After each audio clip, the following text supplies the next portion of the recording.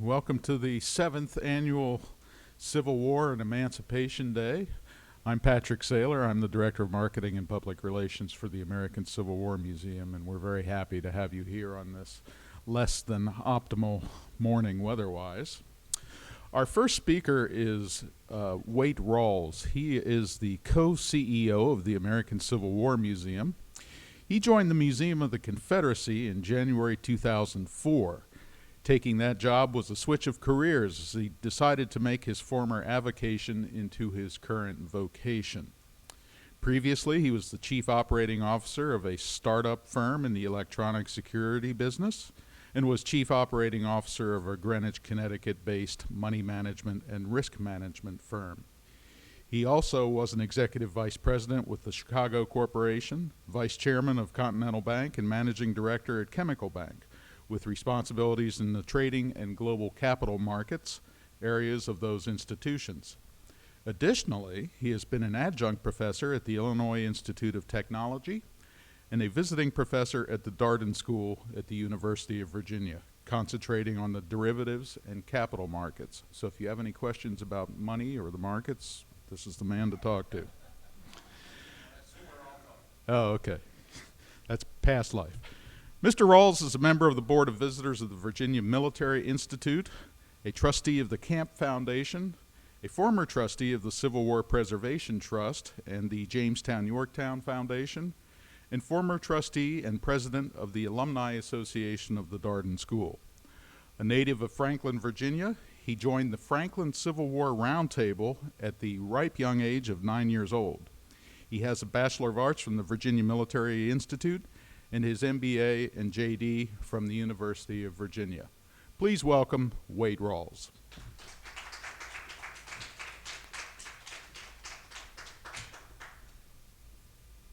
Thank you, Patrick. Okay, we're going to have a little bit of fun today. Last year on the same weekend, I gave a talk on what was happening in Richmond 150 years ago on that date.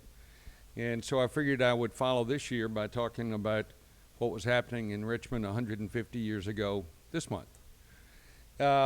It's a fun talk. It's about one of my favorite books, Burying the Dead But Not the Past. And I titled the talk that way, and I stole everything from the book, so I'm admitting plagiarizing, one big footnote right at the front. It's a book that Carrie Janney, a graduate of the University of Virginia, now a professor at Purdue University, wrote in 2008. It's the story of the Ladies Memorial Associations of Virginia and what they did after the war. It's interesting also in the book, it explains a lot of the origins of feminism in the South, as opposed to the North, where feminism was based around suffrage, but I'm not going to talk about the feminism so much today. There were efforts similar to this in South Carolina, but they weren't nearly as big as they were in Virginia because there was less combat and fewer soldiers. These ladies memorial associations, found and dug up and reburied 72,500 Confederate soldiers in a 10-year period of time. That's about a quarter of all the Confederate soldiers who died during the war. It's an amazing story. These ladies also gave us Memorial Day, and I'll talk about that. They gave us the Museum of the Confederacy, now the American Civil War Museum, and I'll talk about that. And they gave us a lot of statues, and I'll talk about them. That's the story of this speech. The Ladies Memorial Associations actually started in the summer of 1865, right after the war had ended. Here's their situation.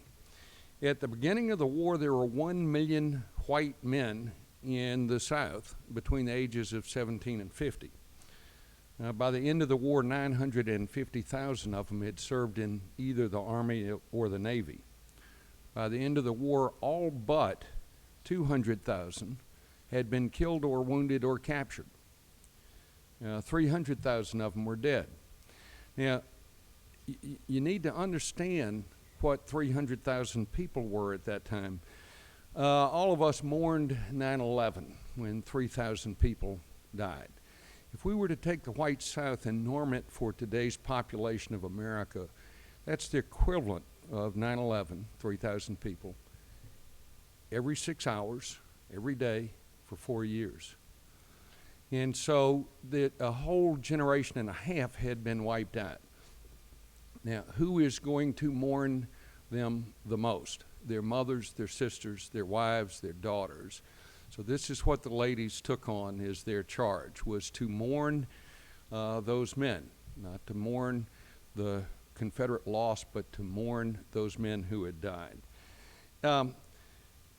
The biggest memorial associations were here in Richmond. There was 3 of them here in Richmond, but there are also big ones in Petersburg and Lynchburg and Fredericksburg and Winchester. The real beginnings of these ladies' memorial associations were actually during the war, when they had soldiers' aid societies. And when I talk about the women of the soldiers' aid societies, you need to know this was the elite women. This was the wealthy women. These were the garden club women. And during the war, they organized to assist the boys in the field. They knitted socks and made drawers and shirts. And more importantly, they started organizing. They elected officers. They had recording secretaries. They had official correspondence with government entities. And this was the thing that was the real seed that germinated into feminism in the South. Because once they had done that to say, okay, the war's over, now you can go home and back in the kitchen, they weren't going to have anything to do with that. But here in Richmond, Richmond's ladies' soldiers' aid societies, the head of it was the wife of George Wythe Randolph, and this is an example of the elite women. George Wythe Randolph was the Confederate Secretary of War. He was also Thomas Jefferson's grandson. He had been born at Monticello. If you've been to Monticello, you know that Martha Jefferson passed away, and his daughter Polly Randolph moved home to take care of Thomas Jefferson and had a son there, George Wythe Randolph. The order and official capacity of the ladies was inspiring to them. And after the war, and I mean immediately after the war, in the summer of '65, the men couldn't engage in treasonous activities. They had signed paroles that they would not do anything. So the women picked up the mantle of doing what they thought most important, and that was to mourn the dead. The ladies mourning the dead, you know, you couldn't touch them politically, because how can you stop ladies from mourning their dead? But they also had some speeches that went along with it, and this was the first time you saw any political content in ladies' speeches.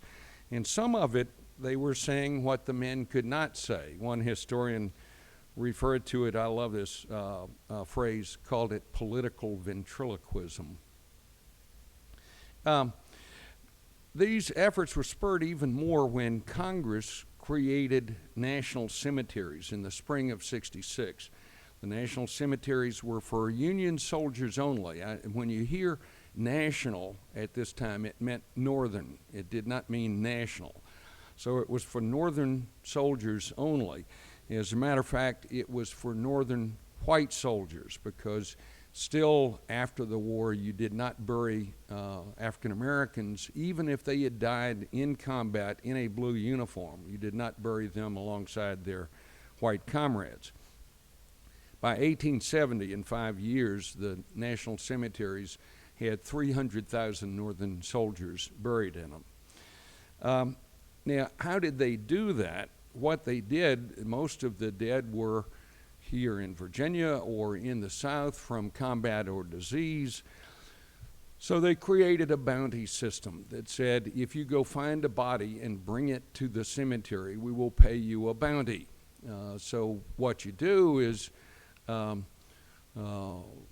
Men would go out, look for small depressions in the soil. Aha, this looks like a grave. Dig up the body if it was a Union soldier, which by that time was frequently a skeleton but might be wearing the uniform or have buttons or other identification. You turn them in for the bounty. Of course, at the same time, if you dug them up and said, oh, this is a Confederate soldier, what is that worth? Well, nothing. So what do you do with that Confederate soldier that you just dug up? Well, rumors spread through the South that they were simply tossing those bodies in the bushes for the hogs to eat them. Well, I don't know if that happened frequently or at all, but the rumor was enough to enrage the South at the process of finding these Union bodies. So it really gave a lot of impetus to these ladies' organizations. We've got to go find our boys and give them a proper burial. Now, by May of 1866, so okay, that's May is next month, that's 150 years ago next month.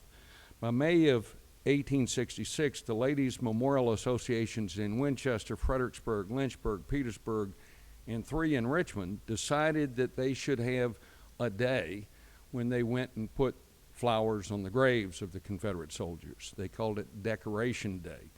Each one of the towns in Virginia chose a different date.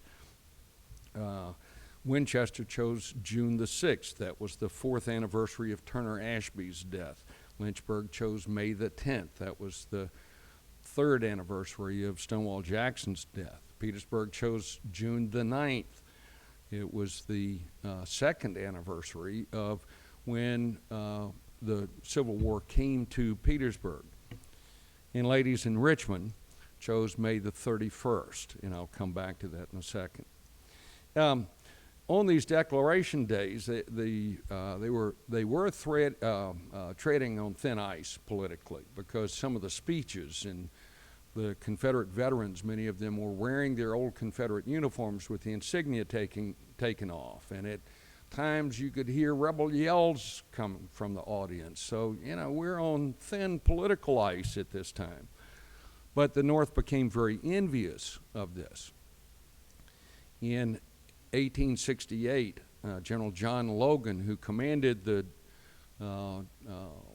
GAR, which is the Grand Army of the Republic, kind of the alumni association of the Union veterans, he declared that May the 31st, 1868 would be National Memorial Day. And again, national means Union or Northern Memorial Day.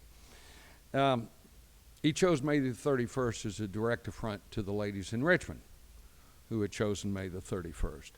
They had chosen May the 31st for a very simple reason. It was the 4th anniversary, May the 31st of 1866, the 4th anniversary of when the Civil War came to Richmond.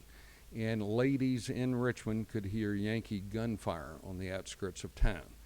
This is important. The Yankee gunfire is along 9 Mile Road, along where 9 Mile Road runs into Williamsburg Road. That's where they could hear the Yankee gunfire. Well, this outraged the South when these Yankees chose our day to do Yankee gunfire on the outskirts of town. So that's Confederate gunfire, I think, and it's in town. Maybe they were even shooting a Tredegar gun. Okay, the Richmond Times-Dispatch wrote an editorial. I love this. Quote, "This memorial tribute paid the federal dead is a miserable mockery and burlesque upon a holy and sacred institution," which by that time was 2 whole years old. "Holy and sacred institution peculiar to Southern people and appropriately due only to the Confederate dead." A Philadelphia paper also objected, declared, quote, "The custom is intensely secessionist, and it would be better to adopt a form not founded upon a slavish imitation of rebel customs." Okay, women were the key. In 1867, an editorial was written that said Southern women were the most ardent of the original secessionists, and their obedience is most tardy today. In 1868, Hollywood, the Hollywood Memorial Association, turned their sights to Gettysburg. And in the next several years, they found, dug up, and reburied in Hollywood 2,935 bodies. Only 313 of them were identified. Think about 72,000 men, though. If you started on the date in Appomattox and did one a day, you would finish about 50 years from now. So this is just an incredible accomplishment. But after several years, they had found and reburied everybody that they could, so they kept on going, and they started putting up fencing and flowers and statues. And statues became a big deal, north and south, as the whole country mourned 750,000 people. It also created tremendous tension, a civil war, if you will, that was a gender battle between the ladies of the South and the men of the South. Who was going to control all of these celebrations? Who was going to control the statues? One of my favorites was the Soldiers and Sailors statue on Libby Hill. The men talked about it for 10 years and never got it done. And the Hollywood Ladies Memorial Association, which by that time had started the Museum of the Confederacy, threw the men a sharp elbow, told them to get out of the way, raised all the money in 2 years, and built the statue. So it's amazing what these women did. It's even more amazing what the country was doing at that time. I want to pass out something.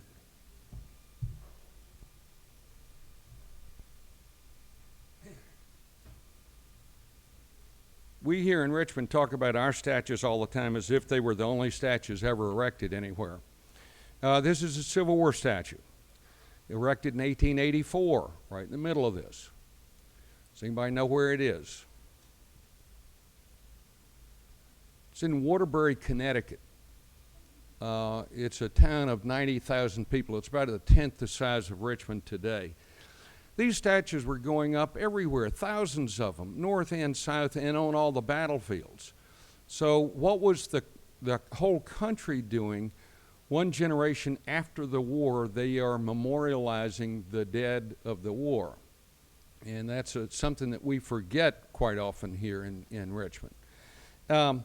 But let's go back to the Lee Monument, which was it was not the first. The Stonewall Jackson statue in Capitol Square was the first in 1875. The first monument was the pyramid in Hollywood Cemetery in 1869.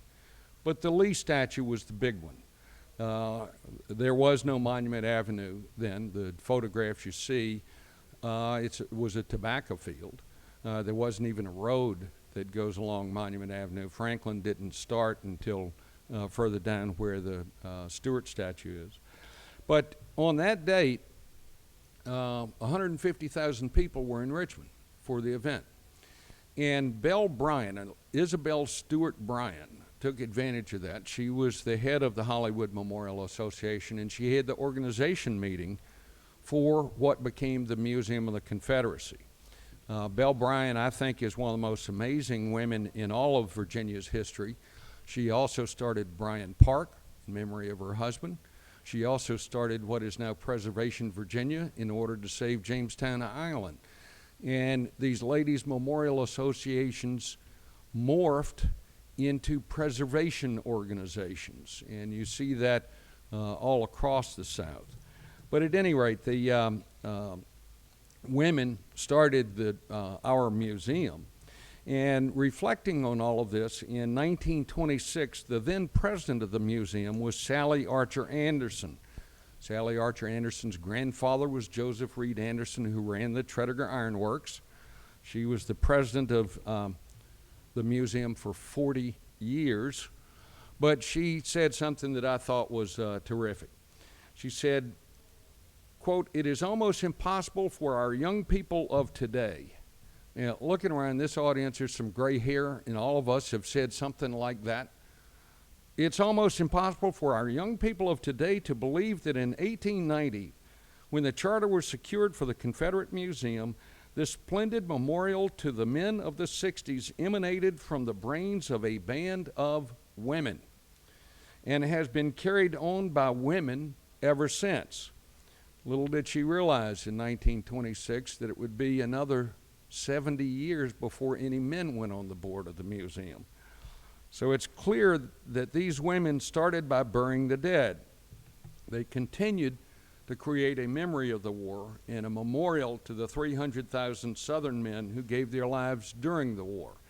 And I think all of us should pay tribute to the determination of this group of women in Virginia, because you can see their mark on every town in Virginia today. Thank you very much. I hope you learned something about what happened 150 years ago today, not 151 years ago. And I'll take questions. Patrick, when is the next speaker coming? Okay, we got 8 minutes for questions. In the far back. Yes, sir, you.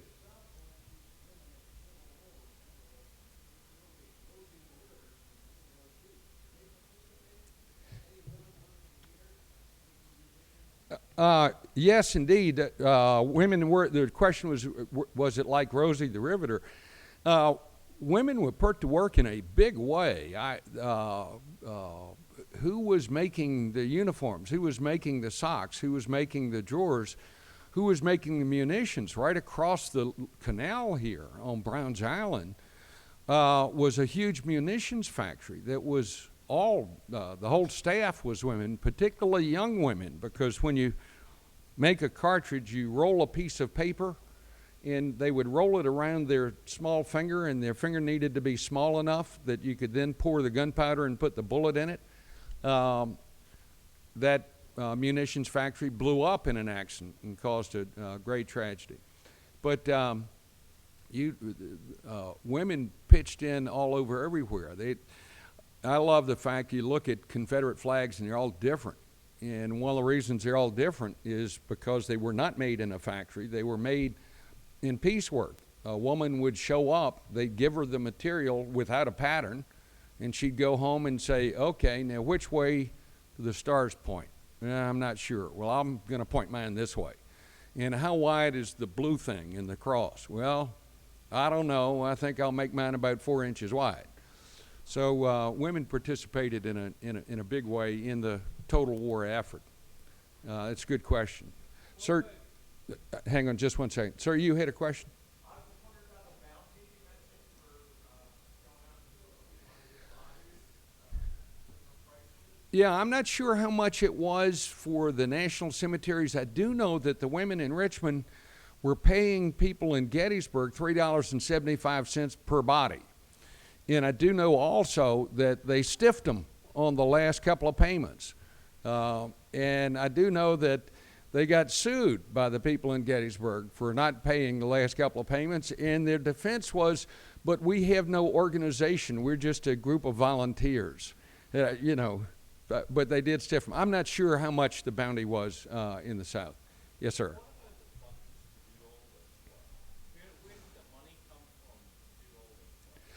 Where's the money come from?